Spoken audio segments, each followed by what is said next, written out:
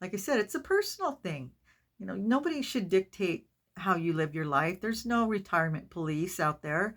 I know we feel bad talking about it if we're not doing things exactly by the book. Which book, I don't know, but by what um, other people are telling us. There's always going to be judgmental people, no matter what. You just have to let them say their piece and just don't take it to heart. Hey guys, well, just got off work a little while ago and had a good day actually. It's kind of cloudy out. Looks like it might rain now. I think it's going to rain for the next 3 days. But I just felt like coming in and talking to you guys because just reading through the comments these past few days, I have come to realize that people take retirement very seriously, not just actually retiring, but preparing for retirement and how you choose to spend your retirement, and the fact that somebody like me would unretire. It really, really, bothered a lot of people, and that was shocking to me because like I said, I'm a live and let live kind of person, so I would not have thought that my decision to unretire would bother anybody, because it's like, how does that affect you? But I don't know if it makes them feel bad about their decision. I don't know. I'm not sure why they would be angry about it. To me, it's all a very personal journey. The whole act of retiring and preparing for retiring, because everybody lives their lives different, and um, we do the best we can with what we have and what knowledge we have. And like I've told you guys repeatedly, I just wasn't very financial savvy. I knew how to make money, but I didn't know how to make my money work for me and all that stuff. And it's something that I'm just learning about. And I just don't understand. It seems like every, not everybody, but the people that are the most upset, they have a certain way of doing things, and they basically let me know this is how I should have done it. And that's not why I started my channel. I'm here, and by the way, a disclaimer, I'm not a financial advisor, in case you couldn't figure that out. I'm just here sharing my experience. This was just kind of therapeutic for me, and hoping to find other people that are in the same position, and maybe we could help each other, share information, swap stories, give each other some encouragement. Just that's all. That's all I'm trying to do. But a lot of people take this as their perfect opportunity to just unload on somebody that doesn't think like them or didn't do things like them. And like I said, I'm okay with that. I knew when I came on YouTube that was part of the deal, so I just deal with it. But it makes me more, I'm just concerned about the fact that there are so many people like that. It's like, why are they so upset? Are they unhappy with how their retirement has gone because they had it planned a certain way and it didn't work out that way? And then here's somebody like me flying by the seat of her pants and is happy, and it's like they want to let me know I shouldn't be happy, and I'm not going to be happy, and things are going to happen, and you just better prepare for it. But the thing is, even though I'm an optimist, obviously I've always lived my life that way, I also feel like I'm somewhat of a realist. I'm not off in la la land, which is why I decided to become unretired. I knew that we were going to need more money if we wanted to continue doing certain things. And so I don't see how it hurts anybody else, my choice to do that. I'm enjoying it for one. It is bringing in some extra money. It's helping me pay off my car. I have a little bit left to pay off on my vehicle, and I do have a credit card. And I'd like to pay those off, and super doable. 2 years, I'll be fine. And so it's not really that huge of a deal. I'll be 65 at that point. A lot of people work till they're 70. So again, I don't see why that is so bothersome. But it's just I'm enjoying coming out of or retirement. Yeah, I would love if I had enough money that I didn't have to, and I could come and work on all my hobbies and make art and, travel. That would be fun. But that's not the reality of my life. This is, my reality. I do work, and I'm doing a second job, YouTube, which, by the way, is paying every day. I look at it and I was like, wow, this has been a great side job, because not only am I getting paid for it, but it's therapeutic for me, and I'm helping other people, which I really enjoy. So I'm going to keep doing this for as long as I can, and my other job, because I thoroughly enjoy what I'm doing. And I'm hoping that eventually, yeah, I will have more free time, because right now I'm in great health, probably the best I've been in ever that I can recall, because I've had issues all my life with anemia, and I've been sick most of my life, and I didn't even realize it was something that I could change with my diet. I've always just had to take iron therapy and blood transfusions, and I just changed my diet, and now, but those are on other videos. Those are, if you're interested in that, there's a lot of videos on that subject. This is, I want to stick to this subject because, you know me, I can bounce all over the place. But as far as being unretired, I am looking for options, because, like I said, we did save, we had money, we have our house, but then things happen and we had to use up, a lot of our savings. So now we don't have quite as much. And in order to add back to that, I'm going to have to work. And we're learning a little bit about investing. My son, he invests and he does quite well. So he's helping us. So we're on that track, and we have IRAs and, things like that. But we don't have pensions. We will be living off our Social Security, and our savings will supplement that, and I'm looking for options to increase that, to make things better. I think we'll be fine with just what we have, but because I do like to go on adventures, it's going to cost more. Some people are fine with just retiring and not. They've said, they're more than content to stay home. That's awesome. If that's your choice, my choice is, because we didn't get to travel as much when we were younger, because we were both worker bees, and, we just thought it would happen in the future. Well, here's the future, and now, since we didn't do as much traveling back then, we want to now, and so we're figuring out ways to do it frugally. But that's, life is for the living, and we want to live our life as best as we can with the money that we have, and so we're working towards that. But I also want to help people that aren't doing as well. Not that I'm doing grand by any means. Just, all you got to do is go around the internet and you'll see people that are doing way better, which is something, I've learned.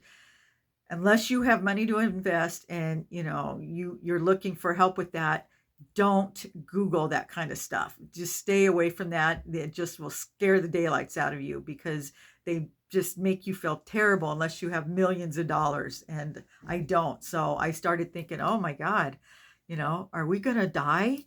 Are we going to live?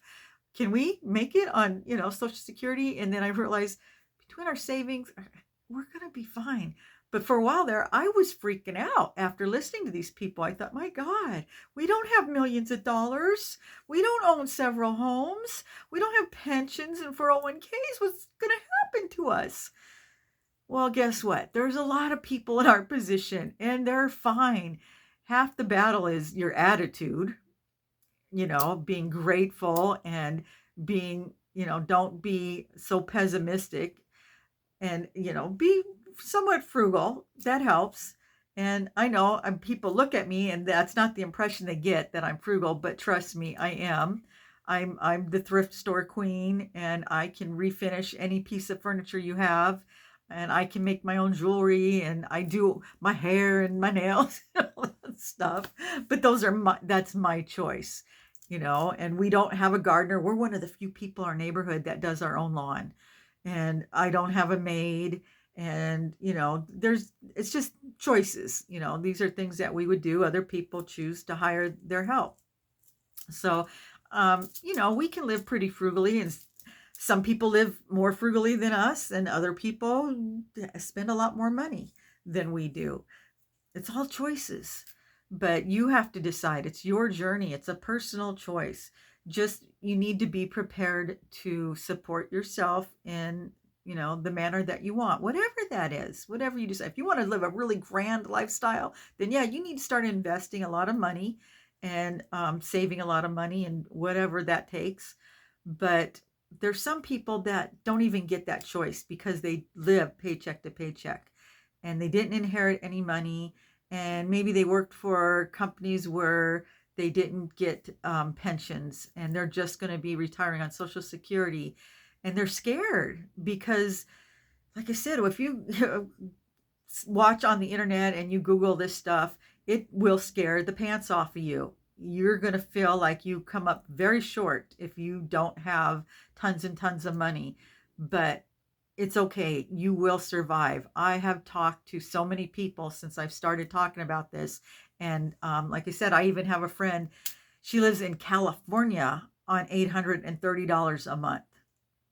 And she's happy and she's physically fit and she's doing quite well. And she has no money in the bank. Yeah, if something major comes up, it could be pretty devastating for her, but she can't dwell on that. She's doing what she can. She does, she tries to do little side hustles to make some money. She's in her 80s. And man, she's in better shape than a lot of people in their 40s and 50s. She's always walking. She has a car, but she tries to save on gas. And so yeah, she's inspirational when I see people like that. And it's all in her attitude. She's one of those happy, bubbly people. Nothing gets her down, and which is a big deal as we get older, because we do tend to get very cynical in our old age because we've seen things and it's hard not to. But I try. As I noticed when I stopped taking in the news, because I was just I was a news junkie, man, and I was just all the time and so depressed, and it was like, okay, I gotta back off from this. I mean, I still know what's going on in the world. My husband informs me, but I'm not as absorbed into it because I couldn't change it. You know what I mean? It just was upsetting to me. And that was when I went through my prepper stage, because I just was like doom and gloom, man. Get ready. The big one's coming. Something bad's going to happen. And I've been doing that for like almost 20 years, waiting for that. Because that's when I started thinking. It was back in Y2K. And, there was always something, there was always a reason that I thought something terrible was going to happen and the economy is going to collapse and World War II or World War III. And, every 4 years we had a different reason. We thought something just incredibly horrible was going to happen. So you better be prepared, be prepared. And yes, it is good to be prepared. We should all be, plan for the worst and hope for the best. And that's where I'm at. And I think that's the best way to be. Um, and I feel like we're fortunate that way. I think that if something major did happen, because something major did happen to us several times already, and yeah, each time it kind of knocked us off our feet, but we got right back up, still fighting, still here. My husband's 64, I'm 63, and we just keep coming up swinging. We're ready, but not a lot of people, like I said, are as fortunate. And those are the people that I would like to be able to offer some encouragement to. And maybe, I don't know what I can find, because I'm looking online and it's pretty doom and gloom. I'll tell you that. So my advice, stay away from all that stuff. If you're working and you're, whatever you're bringing in, hopefully you figured out a way to live on how much you're going to be getting for Social Security. My best advice would be to hold off. I know a lot of people totally disagree with that. They think you should get it at 62, but if that's all you're going to be living off of, you can't. You need to wait till you get the most, because you won't be able to live off of it unless you can, save part of that, which you probably more than likely can't. You're living paycheck to paycheck. So the nice thing about waiting till you're 67 or, retirement age, is that's when you can still work and make the max amount. There's no cutoff. Whereas before that, you can only make like 22,000 or something like that. So if that'll work for you financially, then yeah, then you should do that. But like for me right now, that wouldn't be advantageous, and neither would for my husband. So we both need to keep working. I hope that he can retire sooner. I hope he gets to retire at 65. He totally deserves it. He's worked much longer and harder than I have. And I hope that I can retire at least by 67. But like I said, I can see myself working until I'm 70, as long as I'm doing something I enjoy. And right now, I really enjoy what I'm doing, and just keep making money so that I can pay off the few small bills I have and add to our retirement fund in the meantime. And like I said, I'm still young and healthy, and I've still got gypsy feet. I want to have some fun, no more waiting. I'm 63. It's like, how long am I supposed to wait? If I can use some of that money and have some fun now, by God, I'm going to. And I have been, because like I said, there were 7 years there where I was homebound and I couldn't. So I'm kind of trying to make up for lost time. And I don't care what anybody else says about that. That's, like I said, it's a personal thing. Nobody should dictate how you live your life. There's no retirement police out there. I know we feel bad talking about it if we're not doing things exactly by the book. Which book, I don't know, but by what um, other people are telling us. There's always going to be judgmental people, and no matter what. You just have to let them say their piece and just don't take it to heart, which is what I've been doing.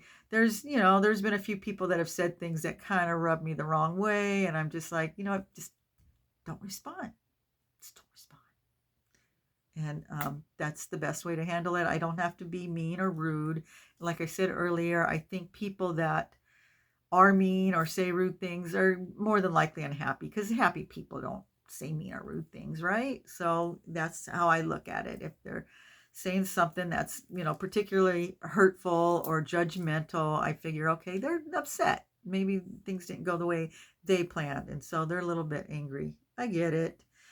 I have noticed that the happiest people and the nicest people and the most complimentary people have been women, single women generally. They seem to be the happiest.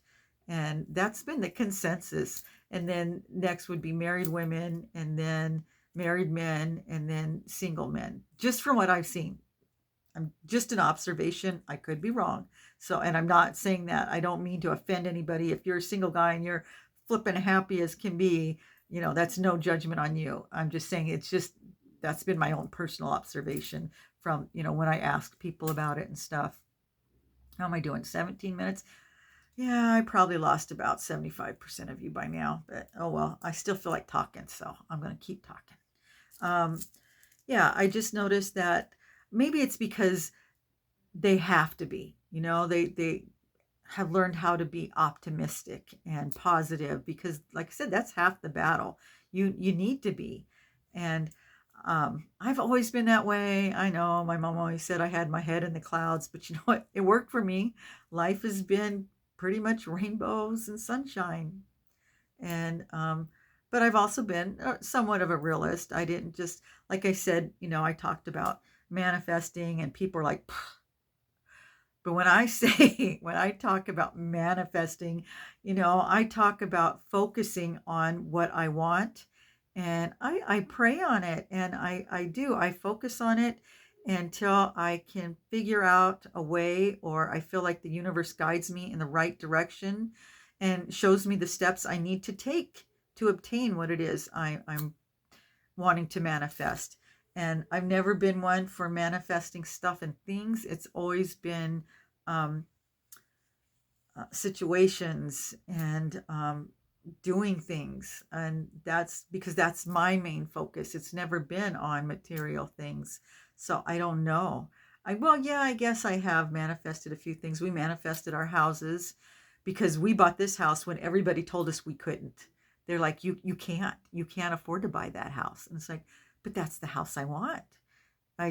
This was my dream. I knew I was going to. And even when we went to buy it, they said that we didn't have enough cash to put down. But back then, our credit was really good, and our credit, people were bidding on this house.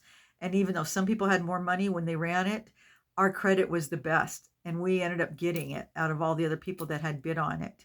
So, and I just feel like that's because I really focused on it. And the same with our previous house. It was the same thing when we went to buy it.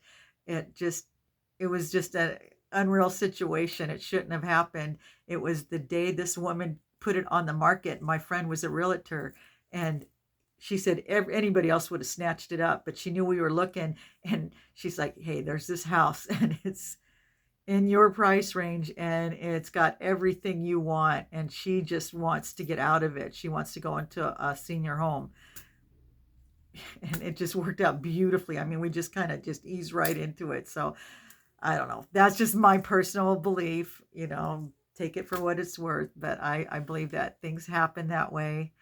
And that's how I'm approaching my retirement. But I'm still being real. Like I said, it's not like I'm just sitting at home or just waiting for things to happen. I'm working, and I'm willing to work for as long as I have to. But I'm very hopeful, and that's the thing. You got to have hope. Don't take away people's hope. Don't, tell them, gosh, things aren't going to look good for you at all. That's the last thing somebody wants to hear when, they're looking for advice. I hate it when I see people do that. It's like, that's just mean. That's cruel. Don't do that to people. I mean, it's one thing to be a realist, but don't take away anybody's hope. You got to give them hope, or at least give them some options. And like I said, that's what I'm hoping to do. So I did find some today, but I've already been talking too much, so I'm going to let you guys go on this one. But on the next one, I'll share some more options with you guys. So anyway, thanks again for all your wonderful comments. I appreciate talking with you guys, and I need to respond to a couple of you now because you've written me some really good stuff today, and I really want to respond. So you guys take care, and I will see you in the next video. Have a good night, guys.